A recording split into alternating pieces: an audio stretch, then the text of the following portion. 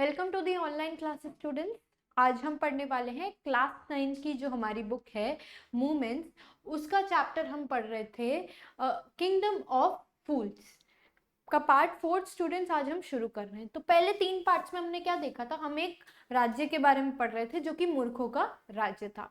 अब यहाँ के जो राजा है और जो मंत्री है उन्होंने मिलके क्या किया है, डे को नाइट में और नाइट को डे में कन्वर्ट करने की सोची है। तो लोगों को ऑर्डर किया है कि जो भी वो काम करेंगे वो रात में करेंगे। फिर हमने यहाँ देखा था कि गुरु चेला आए थे, जिसमें से चेला यहाँ रहा है, गुरु जा चुका है। इसके बाद हम देखते हैं एक केस हुआ था जिस वजह से एक आदमी मर गया था। तो उसमें क्या कर रहा है, यहाँ पर सब एक दूसरे पे ब्लेम कर रहे हैं। तो सबसे पहले मर्चेंट ने बैड वॉल के लिए किसको ब्लेम किया, वॉल मेकर को ब्लेम किया। उसके बाद वॉल मेकर डिस्ट्रैक्शन के लिए किसको ब्लेम कर रहा है, वो ब्लेम कर रहा है डांसिंग गर्ल को। और जो डांसिंग गर्ल है वो क्या एक्सक्यूज दे रही है, गोल्ड स्मिथ का, कि उसने जो है उसको बार बार अलग अलग समय दिया, इसलिए वो अलग अलग समय पर उस स्ट्रीट से ऊपर नीचे जा रही थी। तो यहाँ पर पे अब हमने देखा था कि जो गोल्ड स्मिथ है, सारा जो इल्जाम है उस पर आ गया है। इसके आगे स्टोरी हम यहाँ आज कंटिन्यू करने वाले हैं पार्ट 4 में। तो स्टूडेंट शुरू करते हैं। Poor thing, she is absolutely right thought the king. अब यहाँ किंग बोल रहा है कि ये जो डांसिंग गर्ल है इसको हमने फालतू इतनी दूर बुलाया, ये बात तो सही कह रही है कि गलती तो किसकी थी, गोल्ड स्मिथ की थी, सुनार की थी। weighing the evidence we have got the real culprit at last। अब जो सारे है सबूत है उनको देख रहा है, वो अच्छे से सबको मैच कर रहा है, फिर बोलता है कि अब हमें आखिरकार जो है हमारा मुजरिम मिल गया है, कल्प्रिट जो है वो मिल गया है। Get the Goldsmith wherever he is hiding। जहां पर पे भी वो छुप रहा है उस सुनार को यहाँ पर पे लेकर आओ, अभी के अभी उस सुनार को लेकर आओ। The Kings bailiffs search for the Goldsmith. अब जो किंग्स bailiffs है, जो उसके सेवक है, सर्वेंट्स है, अब वो क्या कर रहे हैं, वो उस गोल्डस्मिथ को ढूंढ रहे हैं। Who was hiding in a corner of his shop। अब हम यहाँ देख रहे हैं उस गोल्डस्मिथ को पता चल चुका है, उसने सुन लिया था कि कौन सा केस चल रहा है और वो इस केस में फंसने वाला है। तो यहाँ पे बताया जा रहा है कि जब किंग के जो सैनिक है उसे ढूंढ रहे थे, तब उसे कहाँ पाया गया, वो अपनी ही शॉप में एक कॉर्नर में छुप रहा था। When he heard the accusation against him, जब उसने ये सुन लिया था कि जो केस है वो पूरा उसके खिलाफ है, he had his own story to tell। उसके पास जो है एक अलग ही नई कहानी मिल गई थी कि वो क्या बताएगा, वहां पे कैसे बचेगा मृत्युदंड से। तो यहाँ पे क्या देखा हमने, व्हाट वाज शी सेइंग, कि मेरी फॉल्ट नहीं है, गोल्डस्मिथ की फॉल्ट है। तो इसके बाद क्या होता है स्टोरी में, poor thing she is absolutely right says the king, weighing the evidence we have got the real culprit at last। get the goldsmith wherever he is hiding at once। अभी के अभी उस सुनार को लेकर के आओ। The king's bailiffs searched for the goldsmith। अब जो किंग के सैनिक थे वो क्या ढूंढ रहे थे, वो सुनार को ढूंढ रहे थे। Who was hiding in a corner of his shop, वो अपनी दुकान में छुपा हुआ था।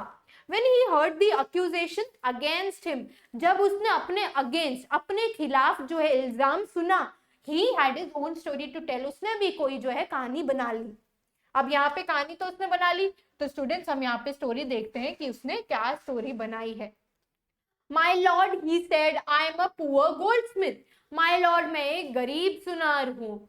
क्या बोल रहा है, सुनार तो हूँ पर मैं गरीब हूँ। It is true, I made this dancer come many times to my door।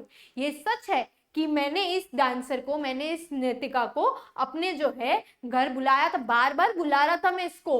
I gave her excuses because I couldn't finish making her jewelry before I finished the rich merchant's order। तो यहाँ देखिए क्या हुआ, वापस rich merchant पे आ गया। यहाँ क्या बोला गया कि मैं ये बहाने इसलिए उनको बार बार आने के लिए दे रहा था क्योंकि जो अमीर मर्चेंट है मैंने उसका ऑर्डर नहीं बनाया था, पहले मैं उसकी ज्वेलरी बनाना खत्म कर रहा था। दे हैड अ वेडिंग कमिंग, उनके घर में जो है शादी थी। एंड दे वुडंट वेट, और वो जो है इंतजार नहीं करना चाह रहे थे। They had a wedding coming and they wouldn't wait. ठीक है, you know how impatient rich man are. वो क्या बोल रहा है, आपको तो पता ही है अमीर व्यक्ति कितने जो है इम्पेशेंट होते हैं, वो बिल्कुल भी जो है इंतजार नहीं करते। My lord, he said, I am a poor goldsmith. राजा जी, मैं एक बहुत ही गरीब जो है सुनार हूँ। ये सच है कि मैंने इस डांसर को बार बार बुलाया था अपने ऑर्डर के लिए, पर मैंने इसलिए उसको जो है एक्सक्यूज बहाने दिए क्योंकि जो रिच मर्चेंट था, अमीर मर्चेंट था, जो उसका ऑर्डर था, मैं बना रहा था जल्दी से, इससे पहले मैं उसका बना रहा था क्योंकि उसके घर में शादी थी और वो रुक नहीं रहा था। तुमको तो पता ही है वो कितने इम्पेशेंट होते हैं रिच मैन। ये वो बोलता है राजा को। अब इसके बाद राजा क्या बोलता है, Who is the rich merchant who kept you from finishing this poor woman's jewelry?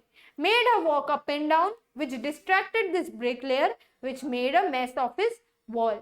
यहाँ पूछा जा रहा है कि वो रिच मर्चेंट कौन है जिसने जो है तुमको इस फिनिश करने से, इस पुअर वुमेन के जो है तुम वो सोने के ऑर्नामेंट्स नहीं बना रहे थे, किस वजह से? Which has now fallen on an innocent man. अब वो दीवार जो एक इनोसेंट आदमी के ऊपर गिर गई है, उसे मार दिया है। क्या तुम उस रिच मर्चेंट का नाम मुझे बता सकते हो? क्या पूछा जा रहा है यहाँ? उस रिच मर्चेंट का जो है नाम यहाँ पूछा जा रहा है। The goldsmith named the merchant and he was none other than the original owner of the house whose wall had fallen. अब यहाँ क्या बताया जा रहा है? जो गोल्डस्मिथ था उसने नाम बताया। क्या किया? गोल्डस्मिथ था, उसने नाम बताया उस मर्चेंट का कि कौन था वो रिच व्यक्ति, ठीक है, जिसने तुमको इतना बड़ा ऑर्डर दिया था, जिस वजह से तुम इस औरत के ऑर्नामेंट्स नहीं बना पा रहे थे। He was none other than, अब जो केस आया था ना स्टार्टिंग में जिसके ऊपर कि यही ओनर है जिसकी वॉल में होल हुआ था, अब उसी की वापस ओरिजिनल ओनर पे आ गया है, all of the house whose wall had fallen. यहाँ पे बात की जा रही है। Now just it had come full circle. अब ले दे करके बात उसी मर्चेंट पे गई। यहाँ पे वही मर्चेंट पे बात आ गई कि यही जो है यही कल्प्रिट है। क्या हुआ यहाँ पे? जो ओरिजिनल ओनर था वही कल्प्रिट है। Now justice has come full circle. क्या बोला? Justice has come now full circle. ठीक है, मतलब ले दे के बाद तो वही आ गई, जो ओरिजिनल ओनर था उस घर का, उसी के जो है उसी ने ये सब किया है, उसी की फॉल्ट है। नेक्स्ट क्या हो रहा है यहाँ पे हमें बता रहे हैं third the king back to the merchant. अब यहाँ बोल रहा है कि गलती तो तुम्हारी थी, तो इतना घुमा फिराने की बात करने की मतलब क्या थी? When he was rudely summoned back to court, he arrived crying. It wasn't me but my father who ordered the jewelry.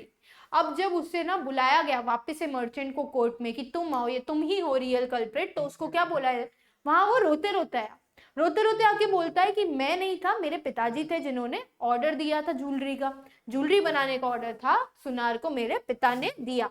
He is dead and I am innocent. वो अब मर चुके हैं और मेरी कोई गलती नहीं है इन सब में।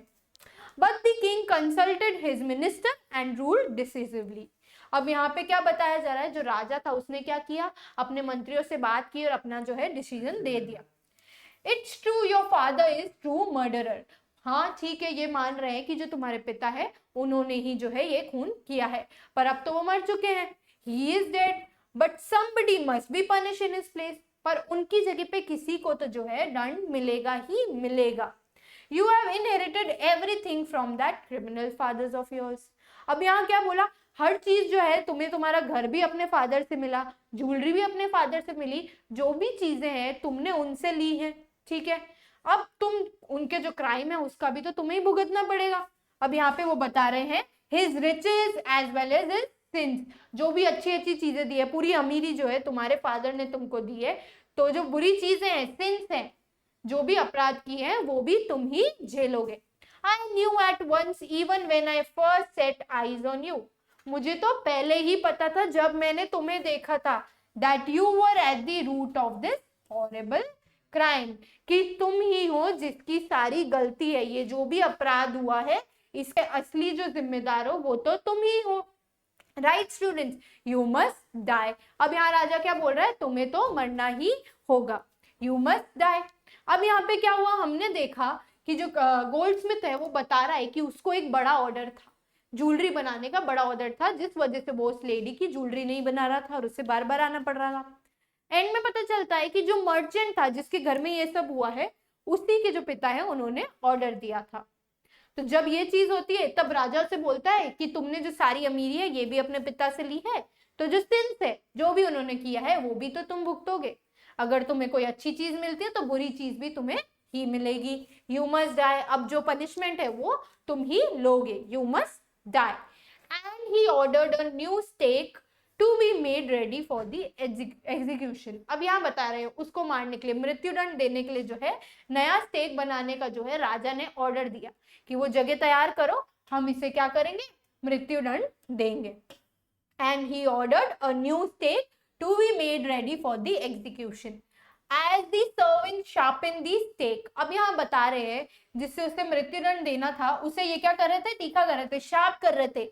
And got it ready for final impelling, final impelling of the criminal. उसको मारने के लिए जो है वो तैयार कर रहे थे, अपने हथियार, वेपन जो था उसको तैयार कर रहे थे।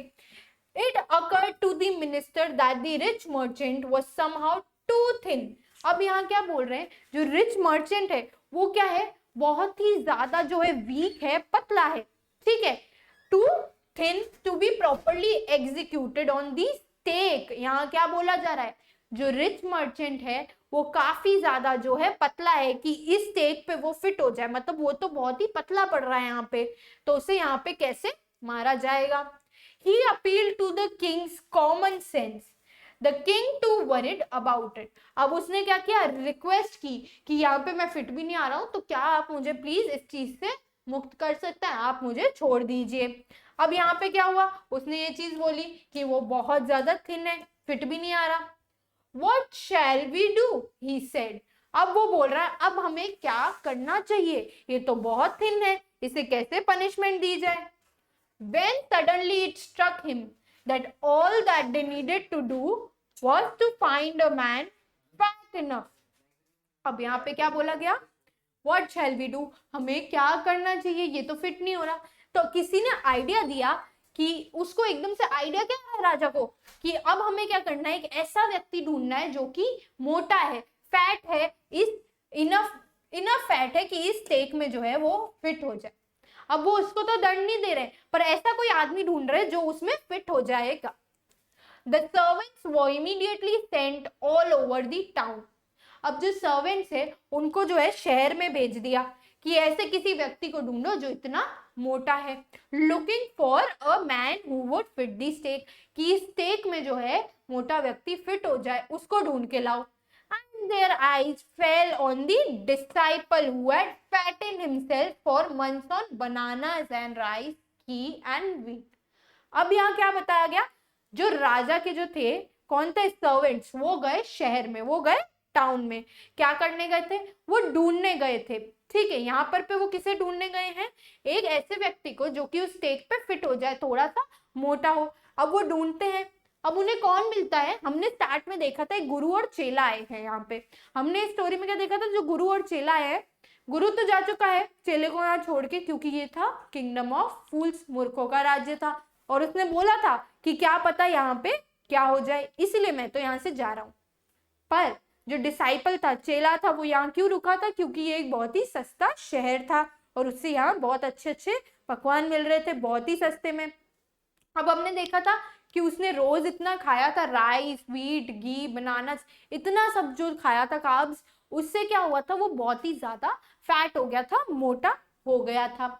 कुछ महीनों तक उसने अपने आप को इतना मोटा कर लिया था। अब जो बता रहे हैं किसकी नजर पड़ती है उस मोटे आदमी पे, उस मोटे आदमी पे नजर पड़ती है हमारी यहाँ पे सर्वेंट की। सर्वेंट क्या करते हैं, ढूंढने निकलते हैं, तो उनको वो डिसाइपल दिख जाता है। तो स्टूडेंट्स अभी हमने क्या देखा, हमने देखा कि कैसे इस पार्ट में हमें बताते हैं कि जो डांसिंग गर्ल है, वॉल मेकर किसकी फॉल्ट डाल देता है, सबसे पहले मर्चेंट डालता है वॉल मेकर पे, फॉल्ट ब्लेम जाता है वॉल मेकर पे जिसने दीवार बनाई है। फिर जो ब्लेम है वो किस पे जाता है, इल्जाम जाता है डांसिंग गर्ल पे, उसको डिस्ट्रैक्ट करने के लिए। फिर जो है ब्लेम जाता है गोल्ड स्मिथ पे, जो कि डांसिंग गर्ल को बार बार बहाने दे करके उसकी ज्वेलरी नहीं दे रहा था। अब जब बात गोल्ड स्मिथ पे आ जाती है तो गोल्ड स्मिथ क्या करता है, गोल्ड स्मिथ भी अपनी एक स्टोरी बना देता है। वो बोलता है कि मैं इस लेडी के ऑर्नामेंट्स इसलिए नहीं बना रहा था क्योंकि मेरे पास एक बड़ा ऑर्डर था एक रिच आदमी का, रिच मर्चेंट का। और राजा को बोलता है कि आपको तो पता ही है कि रिच मर्चेंट कितने इम्पेशेंट होते हैं, वो बिल्कुल भी जो है धैर्य नहीं होता है उनमें। यहाँ पर ये बात हुई। फिर वो उनसे पूछते हैं कि वो रिच मर्चेंट कौन है, तो यहाँ पे एंड में पता चलता है कि ये वही मर्चेंट है जिसके घर में चोरी हो रही थी, जिसके घर की दीवार जो है उस थीफ पे गिर गई थी। तो राजा उसे बुलाते हैं और बुलाते हैं तब उसे काफी ज्यादा डांट पड़ती है। वो बोलता है कि मुझे पता ही था, जो रूट कॉज है इस अपराध का वो तुम ही हो। अब इस पे क्या होता है, वो रोते रोते आता है और वो बताता है, मर्चेंट रोते रोते बताता है कि ये मेरे पिता ने किया था, ये मैंने ऑर्डर नहीं दिया था, ये पिता का ऑर्डर था। जिसपे राजा बोलते हैं कि तुमने सब चीज जो है अपने पिता से इनहेरिट की है, सब चीज जो है तुम्हें अपने पिता से मिली है, सारी अमीरी, सारे रिचेस। तो अब जो है, जो उन्होंने अपराध किया है, जो सिन किया है, वो तो मर चुके हैं, तो उनके सिन की सजा भी तुम्हें ही भुगतनी पड़ेगी, क्योंकि अगर तुम रिचेस एंजॉय कर सकते हो तो तुम्हें जो है सजा भी मिलेगी। तो अब क्या करते हैं, वो स्टेक रेडी करते हैं जिसपे उस मर्चेंट को मारना होता है। पर पता चलता है कि वो मर्चेंट जो है बहुत ही ज्यादा जो है पतला है, वो स्टेक पे फिट नहीं आएगा। ठीक है, तो अब क्या करता है, राजा के दिमाग में एक ऑर्डर आता है कि स्टेक तो रेडी है, वेपन्स रेडी है हमारे, शार्प कर लिए, तो अब हम एक ऐसा व्यक्ति ढूंढेंगे जो कि बहुत ही ज्यादा फैट हो, इस स्टेक पे पूरा अच्छे से फिट आ जाए। अब वो क्या करता है, मर्चेंट की सजा किसी और को देने की सोच रहा है, ताकि वो स्टेक जो लगाया गया है वो वेस्ट ना हो। अब यहाँ पे क्या करता है, अपने बेलिफ्स को यानी कि अपने सर्वेंट्स को ऑर्डर देता है, अपने सेवकों को ऑर्डर देता है, ऐसा एक व्यक्ति ढूंढ के आओ पूरे शहर में जाकर के जो कि इस स्टेक पे फिट हो जाए, इतना मोटा हो। इधर पर भी हमें पता चलता है वो चेला जिसे जो गुरु है यहाँ पे अकेला छोड़ के गए थे, यहाँ पे बता रहे हैं कि उस पे नजर पड़ती है सारे सेवकों की। अब उसने क्या किया था, हमने देखा था, उसने सस्ता खाना देख करके बहुत सारा जो खाना है खा लिया था, राइस खाया था, व्हीट खाया था, घी, बनानास, ये सब चीजें वो काफी महीनों से खुद को स्टफ करके खिला रहा था। तो अब उसकी नजर पड़ती है उस पे, डिसाइपल पे, उन सेवकों की नजर पड़ती है। तो स्टूडेंट्स यहाँ पे आते हैं हम पार्ट 4 के एंड पे। स्टूडेंट्स इसके नेक्स्ट पार्ट में हम इसका एंड पढ़ेंगे कि क्या होता है उस डिसाइपल के साथ। तब तक के लिए आप ये स्टोरी के 4 पार्ट्स जो है उन्हें अच्छे से पढ़े, रिवाइज करें और जो वर्ड मीनिंग्स है वो अपनी नोटबुक्स में लिखते जाए। तो that's all for today students, thank you and have a nice day.